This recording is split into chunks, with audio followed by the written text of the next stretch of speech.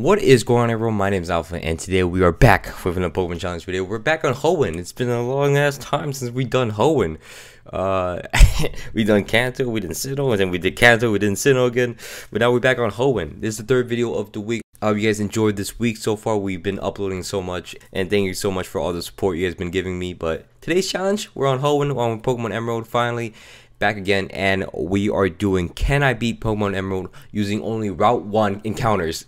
We've done this on Sinnoh, and I was so gassed to do this on Hoenn because I actually really love this challenge. I just haven't got around to do this much, and the challenge here is pretty insane. You know, can we actually do it? Or we gotta find out. So I want to preface the rules. Obviously, anything we found on Route 1 is gonna be on our team, except our starter. I don't want to include the starter because, you know, the starter is kind of broken. I don't want to use that. You know, technically it's on Route 1. It's actually literally on Route 1. It's the first thing you can get on Route 1. However, I want to skip that, leave the starter out, make it a bit more challenging. Anything we found on Route 1 after that, we can keep and have. I'll also be using HM slaves because I can't really go anywhere without HM slaves because none of them can learn dive or waterfall, so that's unfortunate. And also, I will not be evolving any of the Pokemon. Anything we found in Route 1 stays like that for the entire game. So that's it. That's all we got. That's all we got in this. So, and of course, it's Hoenn. Doesn't matter what starter you get and what starter our rival gets. So it doesn't really matter there. However, once we get into the challenge, things are going to be a bit difficult. So before we get into that, I want to ask you guys if you guys could leave a like, comment down below some challenge ideas, and also subscribe if you guys are not already. Thank you so much for all the support and love recently. 3 videos a week. Normally I only do 2, but you know what? I wanted to make up for last week. Saturday's upload was a dud. I gotta make up for it, so thank you guys for showing support on the Monday upload, the actual Monday upload. But anyways, let's get into the challenge itself. So there's only 3 encounters we can actually get in Route 1. There's a Poochyena, which is the highest encounter rate. There's a Warmpole, and then there's an uncommon Zigzagoon. We actually want all 3. All 3 be useful at one point or another. We could stack our teams with like 6 of the same Pokemon. We're actually gonna just stick with 3. You know, kind of basic. We're just gonna stick with 3 because, you know, I think 6 is too much to train up, and the XP distribution will be a bit insane. So it's gonna take a while to train them all up if I did have 6 in the team. So we're just gonna stick with 3. 3 is gonna be a simple number. Turns out each of them has their own purpose, and they're gonna be very useful for our challenge run. So we head into Rustboro City. The first gym leader will be a rock type gym leader, Roxanne. One great thing is that Poochyena learns Bite, which is a dark type move, which is special in Generation 3. All dark type moves are special in Generation 3 because they are categorized by types and then physical or special. So that's before the physical and special split of Generation 4. So we're going to capitalize on that and use it against Roxanne because most rock type Pokemon are actually low on special defense, so it's pretty clean right there. We smashed through her team mostly, and we actually clapped through her nose pass, and we beat the first gym leader, Roxanne, with a Poochyena. You know, it's pretty cool. It's pretty sick. I'm not gonna lie. We do a bit more training. We head into Brawly's gym. We're insanely high level, but again, we're also very weak to his Pokemon. We have 2 very weak to fighting moves, and 1 Pokemon that can't learn any more moves. The Warmpole only learns Tackle, String Shot, and Poison Sting. That's the entire moveset it can learn. And as much as I'm making fun of it, it's actually going to be useful in this gym. So Zigzagoon slaps down the Meta-type because Meta-type only uses Focus Punch. And then finally, the Makuhita will actually set up Bulk Up in front of our Warmpole, so we get a chance to Poison Sting it down to death. And then we actually flinched it down to death, which is amazing because we take down Brawly, the hardest gym leader fight of all time for no reason. It's up there with Misty as well. The second gym leaders are insanely stupid. They're just stupidly hard for no reason. Bugsy and Johto was hard too because it has a stupid Scyther that's just so good. And then here Hoenn, Brawly's good. Starmie in Cerulean City, Misty is good. So second gyms are so stupid. I gotta do some renaming. Shout out to Bortai. He found my channel recently. He's doing some IRL supporting me, so thank you for that, guy. Love him. Anyways, heading to, you know, the next rival battle fight, we do clap her. I gotta stop saying clap her. We do beat her in a Pokemon friendly battle, and then we head into Mawwell City. We get HM06, which is Rock Smash. Rock Smash is not a great move, but it is going to be useful in the gym fight coming up against Watson. Watson has a bit of a strong team, so we had to have something that breaks through his team because He has one of the stronger types of steel on his team already, which is Magneton. Magneton is partly steel, so it's a bit strong, I'm not gonna lie. Watson obviously destroys us a lot of times. We get super close sometimes, but he has a citrus berry, and then he just destroys my Zigzagoon. There's not enough turns to stall him out. But if we actually make him use Howl a lot of times, and we get poisoned as soon as we can with our Wormpole, we can actually take it down. Even if it pops its citrus berry, it'll be taken down super easily. Zigzagoon just gotta survive a hit, and bing, we beat Watson. So luckily for that. After that, we get a TM for Shockwave. We teach that to our Zigzagoon because, you know, Shockwaves can be very useful. It's going to give us some versatility and give us some coverage for our Zigzagoon. Pretty useful, pretty useful. And also, we get HM04, which is Strength, you know, a bit of a stronger move for our Poochyena. We're actually not going to use Strength on either Pokemon because there's some TMs I'd rather have on it instead. I'd rather have Headbutt because Headbutt can obviously flinch. And also, there is a TM coming up that is Secret Power, which can paralyze. So, you know, I'd rather put that on my Poochyena than Strength. So, you know, not that useful, unfortunate.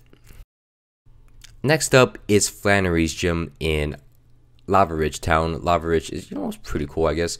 But not pretty cool is her team.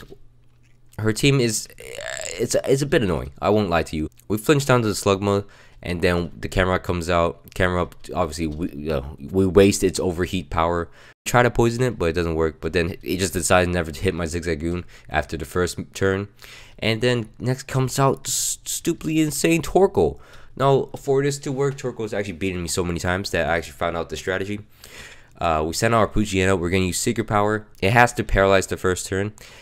It also has White Smoke, which prevents it from lowering its stats anyway, so it doesn't matter. We have to flinch it down, which is it's easier said than done because it just claps me over and over and over again. The only time, like, the paralyze helps us so much, but it's just not possible sometimes. It just feels impossible sometimes, but sometimes we got a lot in a row and we actually beat down Flannery. Praise the Lord, we beat Flannery down with Headbutt, of course. Now we get the opportunity, we actually get beat up a bunch in Norman's gym, and it's a bit scarier than expected. It's gotta be done. But once we head into the Norman fight itself, it's actually not that bad. Zigzagoon takes a bit of a beating on the first Pokemon, but once Slacking comes out, we actually just weaken it down as much as we can. All it has to do is just hit itself in confusion, and it's paralyzed, so it's gonna lose a lot of turns anyways. We also get a bunch of howls on it, and then we take down the Vigoroth when we can, and that is Norman. And then finally comes out the Lanoon. Lanoon's not gonna do too much to me, and my Zigzagoon will actually clap it down. Pretty easy, pretty simple.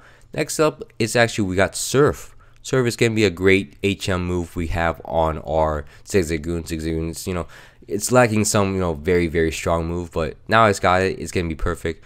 We're also going to get the Dunbo TM, and we're not going to teach it just yet because I'm still on the, you know, I'm on the indecisive side of do I need it yet. So I'm just going to keep it on me until I need it. We also get Ice Beam from the abandoned ship out there just to have it. Well, we're not going to teach it just yet for some reason. I don't know why I didn't teach it. I have Rest on it. It's not like I'm going to use Rest because Zigzagoon has horrible defense and horrible HP stat. So I don't know why I'm using it. But Zigzagoon comes in clutch. It's insanely high level to begin with, but Shockwave on Zigzagoon is such a blessing. I don't know why it can learn Shockwave. I don't know why it's so versatile. But Zigzagoon is just going to demolish everything. It takes down Winnono's entire team. We get into the Winnono fight, and Winnono is just getting slapped up by Zigzagoon. Imagine that. Zigzagoon just claps through Winnono's team, and then, you know, that's just Winnono. We cleared through Winnono with Zigzagoon, and that's just crazy. Once we're done with that, we're going to have to do the Team Magma, Team Aqua, you know, setup, all that stuff. Get ready for, you know, the showdown of them. But not to mention, not to skip over, we actually got TM Shadow Ball for our Poochyena. That's going to be very useful for the Elite Four coming up, which can be, you know, purely ghost types. So that's going to be very useful. It's a physical move, so it's going to benefit Poochyena even more. We go through the Team Magma Hideout, which is, okay, Team Magma Hideout, one of my favorite places of all time in a Pokemon game. I played Ruby and Sapphire so much as a kid, and then when I had Emerald, you know, it might be the same game, just a third version, but going through the Magma Hideout, oh my god, it was so insane. That and the Battle Frontier, oh, I was so gassed. I wish the events where like we go through the boats and we get to like go through like Lugia, Ho-Oh, I wish those were in the game and we could use them and we could play with them. Like, why do you have to lock away? Like, it's just digital Pokemon. Like, they're gonna get hacked in anyways. Why don't you just have them in the game so we can like see the events and enjoy ourselves? That's just so invigorating. Magma Hideout is such a pushover. I actually for some reason didn't fight. I didn't fight the mini boss, and I just went back through the portal, and I had to go through back again. But as a, you know, goof. Anyways, we're heading into Liza and Tate's gym. Liza and Tate's always been such an annoying gym, especially in challenge runs, because they are such a huge roadblock, because they can just target one side of your team, and it's just not fun. It's just not fun. They clapped down on me a few times, and the only time I got any momentum is actually flinching down one side of the team and then clapping down the clay doll on the right side, and then, you know, switch off focus, and eventually we actually get to a position where it's a 1v1 against a Solrock. It gets paralyzed, and then, you know, it keeps healing itself, which is very annoying. I'm not gonna lie to you. It hits itself in confusion pretty easily, and then we hit it with a Shadow Ball, and down it goes. We beat it with a Poochyena Zigzagoon. That's crazy. What's poppin'? Anyways, now that we have more HMs, we're gonna obviously open up the map a little bit more. We're gonna like set up ourselves, you know, speed run a little bit faster, you know, open up Pacific Log, and then do everything with Team Aqua, Team Magma. Then, you know, fly back, get Rayquaza, fly back into the event cutscene, and, you know, that's it. You know, we've seen the event cutscene so many times. It's you know, it's mind numbing at this point. Anyways, we're going into the 8th gym leader, which is Juan, water gym leader, and his team is pretty annoying. I'm not gonna lie. Kingdra, just so annoying. It's just such an annoying Pokemon. I won't lie to you. Eventually, we actually get it down to the point where we can slap it. We head through Victory Road, and this is just easy. This is the most pitiful Victory Road ever, because if you know the route, it's down 2 ladders across water area, up the waterfall, down a waterfall, up the ladder, and then you're done. And that's why we're gonna skip through it. Now we're heading into Elite Four. We have our team. The team's basically the same, just a little higher level. Zigzagoon is close to level 70, and I'm just saying, I mean, Monsters team. I couldn't train Warmpoint any more higher. You know, I'm not gonna lie. Warmpoint does not do a lot of damage, so yeah, that's about it. Anyways, we're heading into the first Elite Four member, which is Sydney. Sydney is a Dark type Elite Four member, and he's not that good. He's just nothing really good. I taught Thunderbolt and Ice Beam to my Zigzagoon because it's going to be very useful. You know, just having a lot of coverage. Also, the Dragon Leaf for members is going to be a pain. For some reason, the Shift Tree took forever to take down, but eventually we do take it down. It has double team, blah, blah, blah. It sends out Cacturne for no reason. I have an Ice move. I don't know why it did that. And then Crawdon comes out, gets slapped with Thunderbolt. You know, what is going on? And then the Absol just swords dance in my face. I mean, it was letting me kill it at one point, but, you know, obviously it obviously didn't want me to kill it too fast. I put a Sea Instance on it, so Surf is more powered up, and that's why it's doing so much damage. Also, Poochyena clutches up against the Absol, and now Poochyena's turn to shine. Poochyena's getting a Shadow Ball the entire team of Phoebe. You know, Zigzagoon comes out, you know, claims some kills, but at the end, Poochyena's the real MVP, cleans up Phoebe's team, and it's too good of a Pokemon, you know. It's just too good of a Pokemon. Next up is going to be a bit harder because the Ice Elite Four member, Glacia. Glacia owns some rather interesting Pokemon. I knock out her Celios pretty easily with Thunderbolt. However, the Glalie is very, very annoying, and it just annoys me. I need to crit it most of the time, and sometimes it actually just be annoying. It just kills my team, but we could get through it pretty easily. However, the Wall Ring comes out, is super tanky. Look, we have Headbutt still, flinched it on our first try, and then Thunderbolt kills it pretty easy. We beat Glacia, not too bad of a run, and, you know, we head into Drake. I have no worries for Drake. Drake's the Dragon Leaf 4 member, but I have Ice Beam, level 68 Ice Beam from a Zigzagoon. Doesn't sound too intimidating, but it's pretty strong, and it outspeeds everything. Everything's getting one-shotted. That's what the Kingdra. Kingdra needs some, Kingdra needs some, disciplining or something, because this thing is so annoying. Obviously get it paralyzed, and it doesn't have any full restore, so we do knock it down with paralyzing it and just keep swaggering it, slowly whittling it down. And then Salamence gets a hit off our Zigzagoon. However, it cannot live one hit from our Zigzagoon, which is pretty good. Well, luckily, it's not a physical move. Dragon Claw is not a physical move in this game. And Zigzagoon clutches up, and now it's time for Elite Four member Wallace. Wallace is going to be a bit of an issue because his team is kind of monstrous. We're going to have to rely on a bit of luck. So we're going to save right before heading into Wallace. And to start, Wallace needs to flinch on the first turn against our Zigzagoon, and then once that happens, we got to flinch it again. So back-to-back flinches is required, or it's not going to work. And then after that, we are in range of killing it with Thunderbolt. So Wailord is not an issue. It does not get a chance to Water Spout or Hydro Pump me. A Tentacle comes out, same fate. I'm just saying it has to be flinched. Luckily, surprisingly, it doesn't get flinched. It actually just misses his Toxic. So the move it wants to use against me is not going to happen. And then we kill it with a Thunderbolt. Next up is Ludicolo. We're actually going to do something similar to what we did to the first three, which is headbutting it down. And then we crit it, which is insane. We crit the Ludicolo, we dodge the Toxic, and we flinch down the Wailord. Zigzagoon does now kill the Gyarados with a 4 times weak move. How does this happen? How does Gyarados live a 4 times weak move? That's insane to me. That's insanity to me. That's completely insane to me that Gyarados lives a ×4 weak move. Oh my god, that's crazy. But it uses all its full restores up, so once Milotic comes out, we're gonna get hit by a Surf. We live it, and then we paralyze the Milotic. Now here comes the big thing. Can we swagger it down without it hitting us? We get the first one, and now we just gotta keep moving. We're gonna have to pray it gets hit again, and now we're like, okay, we might be pushing our luck too much. And then it gets paralyzed once the third one hit. And then right at the end, it gets paralyzed again. And then we Secret Power it down. And that is how it ends. We've beat Milotic with a 4 HP Poochyena that lived the Surf from it. That is insane. Cannot believe that. We actually beat Wallace with that thing. And we actually beat the game entirely with that thing. So thank you for watching all the way to the end. My name's been Alpha. I cannot believe that actually worked at the end.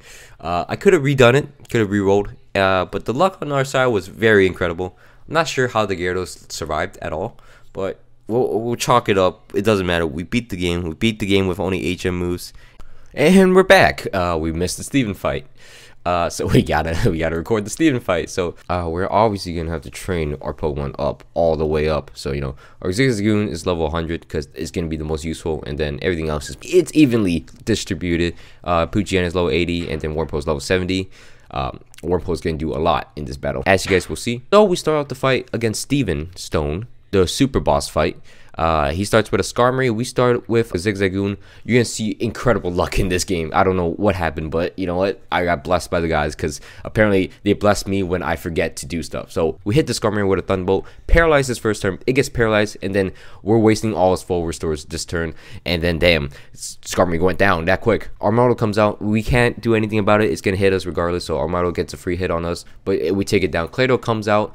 And what we got to do to Clado, we got to put our Poochyena on it. We got to swagger it down, up its attack. And then once it gets into the mid-range, we could hit it with a Shadow Ball and it will be knocked out. Now, that's easier said than done because we have to have it hit itself 2 times in a row.